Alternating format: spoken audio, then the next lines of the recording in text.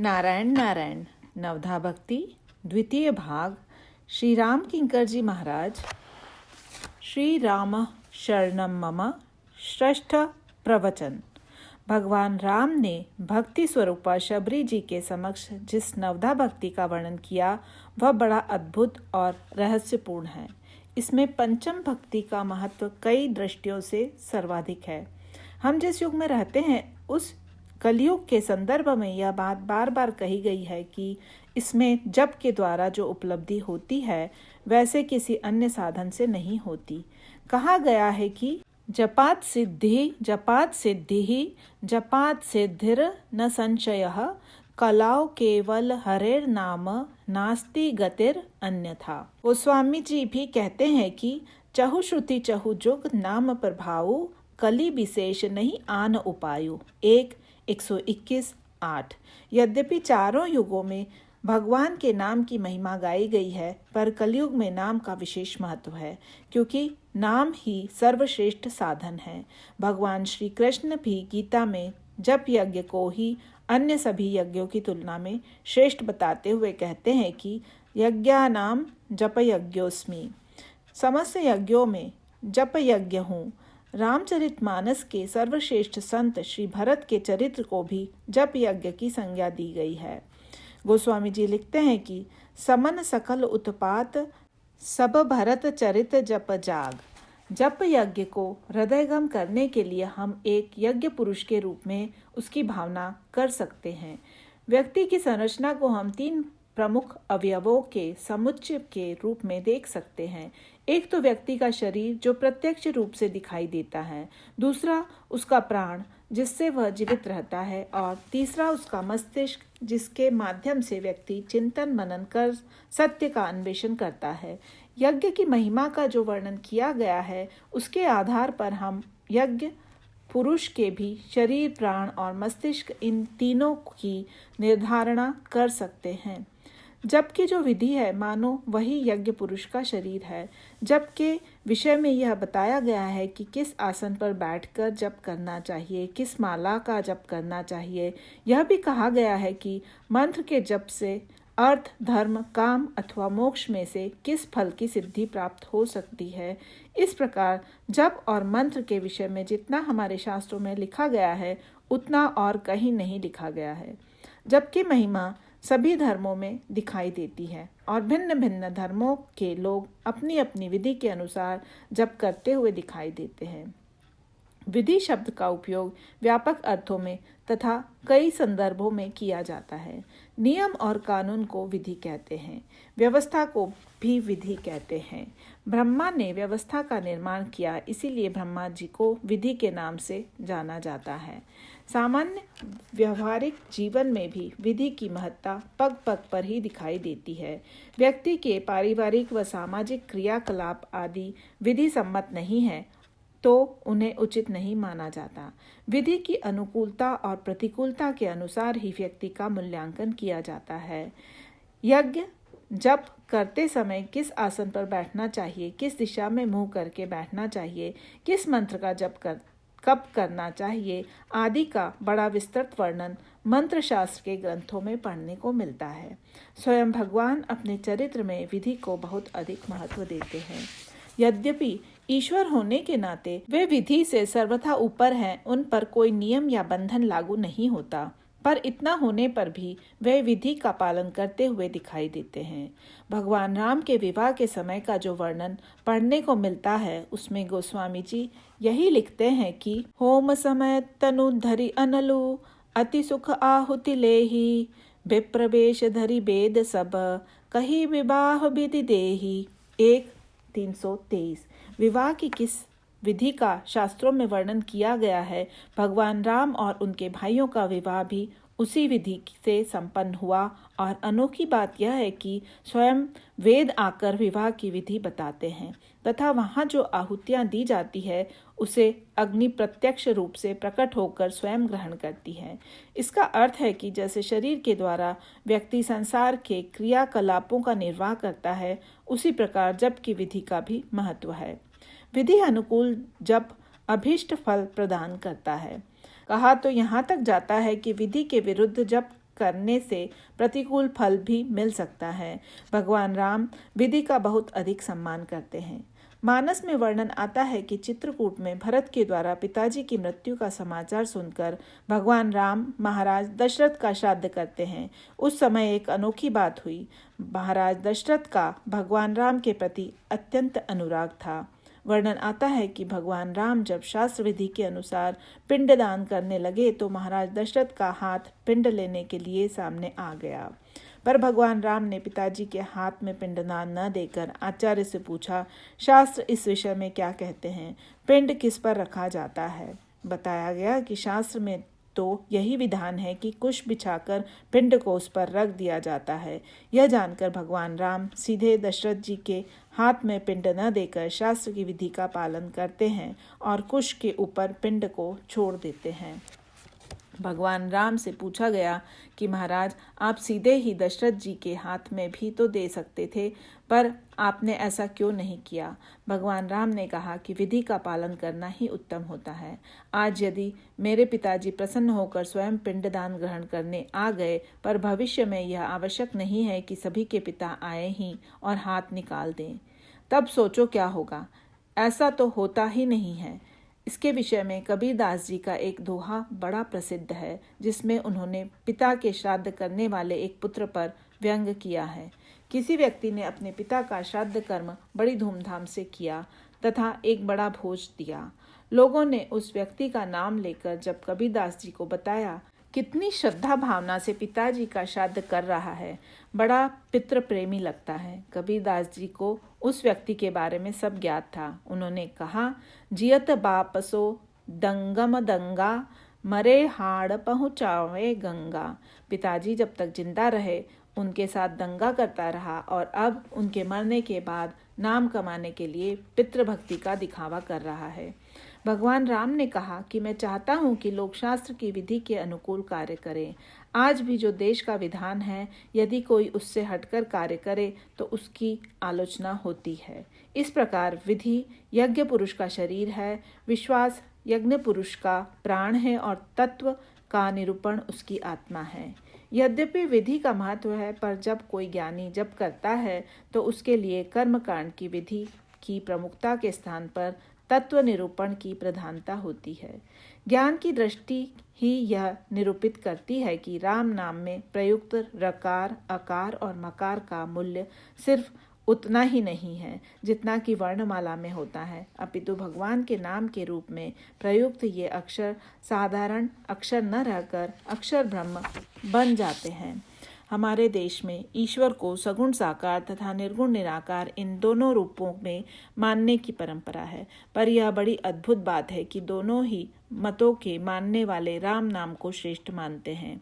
अब यदि आपसे इस विचार का उदय न भी हो पाए कि राम नाम क्या है, उसका तत्व क्या है, तब भी आप राम नाम का जप करिए, उससे भी कल्याण तो होगा ही। गोस्वामी जी के सामने जब कोई व्यक्ति यह बार बार बखान करने लगा कि यह मेरा है, वह मेरा है, तो गोस्वामी जी ने उससे पूछा, मोर मोर सब कह कहसी, तू को कह निज नाम। आप जरा अपना परिचय तो दीजिए कि आपका नाम क्या है, जिससे पता चले कि जिसे आप मेरा मेरा कह रहे हैं सचमुच वह आपका ही है या आपने जबरदस्ती उसे अपना बना रखा है। फिर गोस्वामी जी सावधान करते हुए कहते हैं कि कै चुप साधहि सुनी समुझी, कै तुलसी जपु राम। दोहावली 18। जरा चिंतन करो, विचार करो, और जब नाम और रूप के रहस्य को समझ लोगे तो मौन हो जाओगे, और यदि ऐसा नहीं कर सकते तो राम नाम का जप करो। धीरे धीरे नाम भगवान ही बता देंगे कि उनसे तुम्हारा क्या नाता है। गोस्वामी जी बताना चाहते हैं कि तुम यदि शरीर को मैं मानकर मेरा मेरा कह रहे हो तो जिनसे तुम अपना संबंध मान रहे हो वे सब तुम्हारा अलग अलग रूप में परिचय देंगे। उन नातों के भिन्न भिन्न नाम होंगे, तो फिर तुम्हारा असली परिचय क्या हुआ? इसीलिए मेरा मेरा कहना बंद करके विचार करो। तुम देखोगे कि आत्म तत्व का ज्ञान हो जाने पर मेरा तेरा सब बंद हो जाएगा, क्योंकि तब एकमात्र ब्रह्म की सत्ता ही दिखाई देगी, व्यक्ति की नहीं। यह ज्ञान उसके नाम के स्मरण से व्यक्ति पा सकता है। सगुण और निर्गुण दोनों रूपों का परिचय व्यक्ति प्रभु के नाम के माध्यम से पा सकता है। भगवान शंकर के विषय में वर्णन आता है कि उन्होंने विष को पी लिया था, पर गोस्वामी जी कहते हैं कि यह कोई जादूगरी नहीं अपितु भगवान के नाम का प्रभाव है। नाम प्रभाव जानि सिवनी को कालकूट फल दीन अमी को 1:18-8।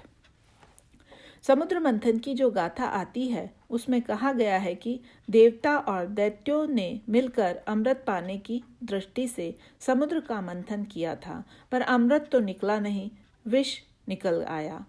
सब उसकी ज्वाला से जलने लगे और आतंकित हो गए। देवतागण भगवान को उलाहना देने लगे, महाराज आपने तो कहा था कि अमृत निकलेगा, यही अमृत है क्या? भगवान ने कहा धैर्य रखो, अमृत भी निकलेगा। महाराज बाद में निकलेगा तो क्या लाभ होगा, इस विष से बच पाएंगे तब ना अमृत पिएंगे। भगवान ने कहा यह विष भगवान शंकर के पास ले जाओ और उनसे कहो कि वे इसे पी लें। भगवान यदि चाहते तो स्वयं विषपान कर सकते थे, पर स्वयं न पीकर भगवान शंकर के पास भिजवा दिया। कोई किसी के पास विष भेजे तो साधारणतः यही माना जाएगा कि शत्रुता होगी, इसीलिए ऐसा कर रहे हैं, पर भगवान शंकर निरंतर भगवान के नाम का प्रेम से स्मरण करते हैं। शत्रुता की तो कल्पना ही नहीं की जा सकती। भगवान शंकर के पास विष लाया गया। उन्होंने पूछा किसने भेजा है, और जब उन्हें बताया गया कि भगवान ने भेजा है तो उन्होंने उस विष को बड़ी प्रसन्नता से ग्रहण कर लिया। इसके पीछे भगवान शंकर की क्या दृष्टि है, इस पर विचार करने की आवश्यकता है। गोस्वामी जी मानस में इस संसार का वर्णन करते हुए कहते हैं कि इसमें अच्छा बुरा, पापी पुण्यात्मा, सुख दुख आदि दोनों पक्ष ही दिखाई देते हैं। इस द्वंद्वात्मक सृष्टि का चित्र प्रस्तुत करते हुए वे लिखते हैं कि सुख दुख पाप पुण्य दिन राति, साधु असाधु सुजाति कुजाति, दानव देव ऊंचरु नीचू, अमीय सुजीवनु माहरु मीचू, माया ब्रह्म जीव जगदीसा, लच्छी अलच्छी रंक अवनीसा, काशी मग सुर सरिक्रम नासा, मरु मारब महि देव गवासा, सरग नरक अनुराग विरागा, निगमागम गुण दोष विभागा। 1:5-5-9। इस द्वंद्वमयी सृष्टि के पहले क्या था? यदि इससे पहले कुछ भी नहीं था तो यह संसार किसने बनाया? आधुनिक विज्ञान की अपनी दृष्टि है जिसके द्वारा सृष्टि निर्माण की प्रक्रिया की खोज की जाती है, पर गोस्वामी जी कहते हैं कि संसार की रचना को, संसार के अस्तित्व को देखने समझने की एक और दृष्टि भी है। इसके मूल में कौन है? यह सृष्टि किसकी रचना है? गोस्वामी जी जब भगवान राम की लीला और चरित्र का वर्णन करते हैं तो उसमें दर्शन का तत्व भी जोड़ देते हैं और इस प्रश्न का उत्तर भी प्रस्तुत करते हैं। मानस में भगवान की वंदना ज्ञान गम्य जय रघुराई तथा वेदांत वेद्यम विभुम कहकर की गई है। भगवान शंकर भी जब भगवान राम की वंदना करते हैं तो वे बंदव बाल रूप सोई रामू कहकर बालक राम की वंदना करते हैं। बालक राम की लीलाओं का गोस्वामी जी ने अपने ग्रंथों में बड़ा सुंदर वर्णन किया है। भक्त उन पदों को गाकर आनंद विभोर हो जाते हैं। गोस्वामी जी का यह पद ठुमक चलत रामचंद्र बाजत पैजनिया भक्त गायकों को बड़ा प्रिय है। बालक का वर्णन तो उसका कैसे श्रृंगार किया गया है, कौन से रंग का वस्त्र उसने पहन रखा है, उसके गले में कैसी माला है, आदि आदि के विषय में ही होता है। पर भगवान शंकर अपने इष्ट देव भगवान राम की वंदना से पहले जो वाक्य कहते हैं उन्हें पढ़कर बड़ा आश्चर्य होता है। वे कहते हैं कि झूठे हु सत्य जाहि बिनु जाने, जिमि भुजंग बिनु रजु पहचाने, जही जाने जग जाई हेराई, जागे जथा सपन भ्रम जाई। 1:111-1:2। जिन राम को जाने बिना यह झूठा संसार भी सत्य प्रतीत होता है और जिसे जान लेने के बाद यह संसार स्वप्नवत हो जाता है, खो जाता है, ऐसे बालक राम की मैं वंदना करता हूँ। बालक राम के शिशु सुलभ कोमल और वात्सल्य चित्रण के स्थान पर दर्शन के तत्व का विवेचन कर भगवान शंकर मानो बताना चाहते हैं कि आप केवल मन के आनंद तक ही सीमित नहीं रहिए, उसके लिए तो और बहुत सी बातें हैं, अतः उससे थोड़ा और आगे बढ़िए। महाराज मनु ने साधना की तो भगवान राम उनके सामने प्रकट हुए। के साथ उनके वाम भाग में सीता जी भी थी। महाराज मनु समझ नहीं पाए कि वे कौन हैं। भगवान राम कह सकते थे कि ये मेरी पत्नी है और इनका नाम सीता है, पर भगवान राम ऐसा नहीं कहते, अपितु सीता जी का परिचय देते हुए वे कहते हैं कि आदि शक्ति जही जग उपजाया, सोऊ अवतरही मोरी यह माया। 1:151-4। ये आदि शक्ति हैं और इन्होंने ही संसार का निर्माण किया है। फिर भगवान कहते हैं कि ये मेरी माया है, मानो इसके द्वारा ये बताना चाहते हैं कि ये किसी वस्तु या पदार्थ से नहीं, अपनी माया से निर्माण करने वाली आदि शक्ति है। यह ऐसी जादू की स्वामिनी है जहाँ कुछ न होते हुए भी वे सब कुछ दिखला देती हैं। गोस्वामी जी विश्व रचना के मूल कारण का संकेत एक और प्रसंग में भी करते हैं। विश्वामित्र जी भगवान राम और लक्ष्मण जी को लेकर अपने आश्रम की ओर प्रस्थान करते हैं। उस समय गोस्वामी जी बड़े सुंदर शब्दों में इसका चित्रण करते हुए लिखते हैं कि पुरुष सिंह दो वीर, ये दोनों पुरुष सिंह और वीर हैं। सिंह बड़ा डरावना होता है, लगता है कि सिंह कहकर वे यह बताना चाहते हैं कि दोनों डराते होंगे, पर अगले वाक्य में ही वे कहते हैं कि हर्षि चलेओ मुनि भय हरन। नहीं, ये डराने वाले सिंह नहीं, डर दूर करने वाले सिंह हैं। इतना ही नहीं, वे कहते हैं कि यह सिंह की तरह न तो क्रूर है और न ही हिंसक, अपितु कृपा सिंधु रघुबीर, ये तो कृपा सिंधु हैं। फिर अंत में गोस्वामी जी तात्विक परिचय देते हुए कहते हैं कि अखिल विश्व कारण करण, ये संसार के कारण और करण दोनों ही हैं। भगवान शंकर उस विष को सहर्ष क्यों पी लेते हैं? सृष्टि के मूल में जब कोई वस्तु नहीं है तो फिर दिखाई देने पर भी तत्वतः कुछ भी नहीं है, और यदि कारण और करण एक ही हैं तो फिर इसका रूप कुछ भी क्यों न हो, सब में कारण के रूप में, धातु के रूप में एक वही ब्रह्म तत्व ही विद्यमान है। वस्तुतः भगवान शंकर की दृष्टि में विष और अमृत में तत्वतः कोई भेद नहीं है। इसे एक दृष्टांत के रूप में समझ सकते हैं। किसी मंदिर में जाने पर दिखाई देता है कि भगवान की बड़ी सुंदर मूर्ति बनी हुई है। पास में एक राक्षस की भी मूर्ति बनी हुई है जिसका स्वरूप बड़ा भयावना है, पर दिखने में एक सुंदर तथा दूसरी भयावह लगे दोनों मूर्तियां संगमरमर की ही बनी हुई हैं। दिखने में भेद होने पर भी दोनों में धातुगत कोई भेद नहीं है। सृष्टि का सृजन एक विस्फोट में हुआ, यह आधुनिक विज्ञान की धारणा है। यद्यपि आध्यात्म विज्ञान की अपनी शैली है, पर कहा जा सकता है कि सबसे पहले एक शब्द सुनाई पड़ा, विस्फोट हुआ। जिस शब्द की ध्वनि गूंजी वह है ओम। महाराज मनु के सामने पहले ब्रह्म का कोई रूप नहीं आया, पहले आकाशवाणी के रूप में शब्द ही सुनाई पड़ा। इस प्रकार कह सकते हैं कि निर्गुण निराकार जब सगुण साकार होने चला तो सबसे पहले उसकी अभिव्यक्ति शब्द के रूप में हुई। कुछ नहीं का अर्थ है आकाश। न्याय शास्त्र कहते हैं कि इस अव्यक्त आकाश का गुण है शब्द। शब्द गुणकम आकाशम, अर्थात यदि वह व्यक्त होगा तो शब्द के रूप में व्यक्त होगा। निर्गुण निराकार से सगुण साकार तक आने में एक क्रम है। आकाश से वायु, वायु से अग्नि, अग्नि से जल और अंत में जल से पृथ्वी की उत्पत्ति या अभिव्यक्ति होती है। फिर इन पांचों से सारा संसार बनता है। निराकार से साकार बनने में शब्द की महत्ता सर्वप्रथम है। मानस में कहा गया है कि भक्त सर्वत्र भगवान को ही देखता है। सरगु नरकु अप बरगु समाना, जह तह देख धरे धनुबाना। 2:130-7। ज्ञानी की दृष्टि में भी ब्रह्म ही का निवास है। ज्ञानी के लिए स्वर्ग नरक मोक्ष एक ही तत्व के अनेक रूप हैं। महाराज जनक से जुड़ा एक बड़ा प्रसिद्ध प्रसंग आता है। महाराज जनक को देवदूत स्वर्ग की ओर अपने साथ ले जा रहे थे, तो मार्ग में जब वे नरक के पास से गुजरने लगे तो वहां रहने वाले पापियों ने कहा, ये कौन महापुरुष है जिनके शरीर की सुगंधी से हमारे शरीर की सारी पीड़ा शांत हो गई। महाराज जनक ने जब यह बात सुनी तो देवदूतों को रुकने के लिए कहा और बोले, अब मैं यहीं रहूंगा। देवदूतों ने कहा, महाराज नरक में तो पाप करने वाले आते हैं और पुण्य कर्मा व्यक्ति का स्थान स्वर्ग में होता है। आपको तो स्वर्ग तक ले जाने के लिए हम लोग भेजे गए हैं। महाराज जनक ने कहा, जब मेरे यहाँ रहने से इतने लोगों को प्रसन्नता हो रही है तब मेरे लिए यहीं रहना अच्छा है। कहा जाता है कि महाराज जनक के पुण्य प्रताप से सारे पापी स्वर्ग में चले गए। देवदूतों ने उनसे कहा, आप भी ऊपर चलिए। महाराज जनक ने कहा, पुण्य से स्वर्ग मिलता है, पर मैंने तो अपना सारा पुण्य दे दिया। अब पुण्य ही शेष नहीं रहा तो मैं कैसे स्वर्ग जा सकता हूँ? मैं यहीं ठीक हूँ। देवदूतों ने बड़ी सुंदर बात कही। बोले, महाराज, आपने अपना अर्जित पुण्य दे दिया, वह तो ठीक है, पर इस पुण्यदान का पुण्य इतना अधिक हो गया, आपका स्थान स्वर्गलोक क्या ब्रह्मलोक में है।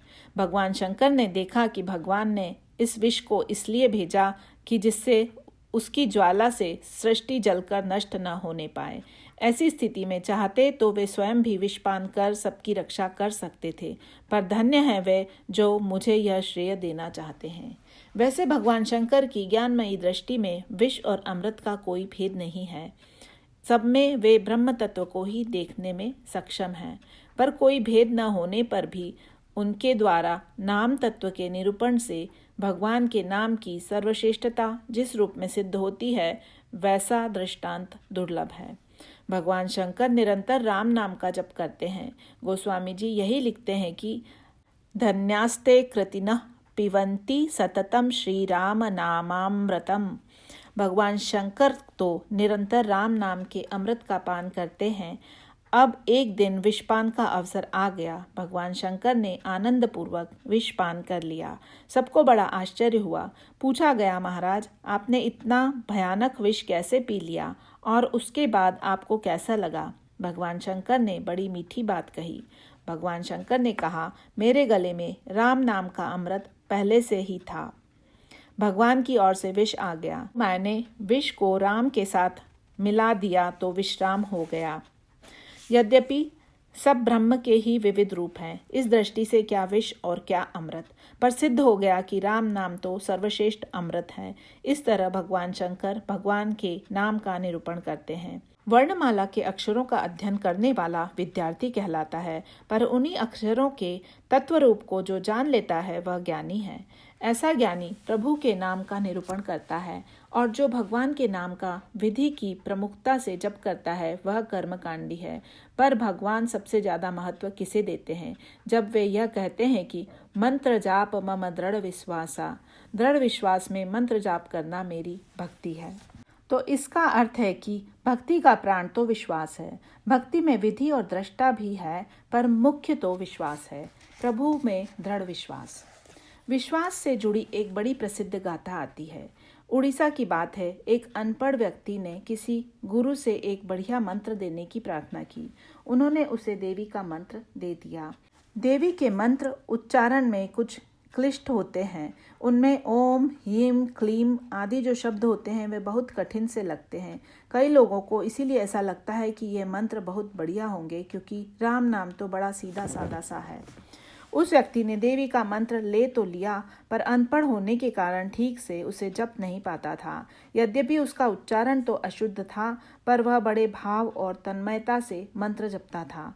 वर्णन आता है कि प्रतिदिन गलत उच्चारण सुनकर देवी को क्रोध आ गया। एक दिन वह उसके सामने प्रकट हो गई और उसे एक चांटा लगाकर बोली, कम से कम मेरा मंत्र तो शुद्ध जपा कर।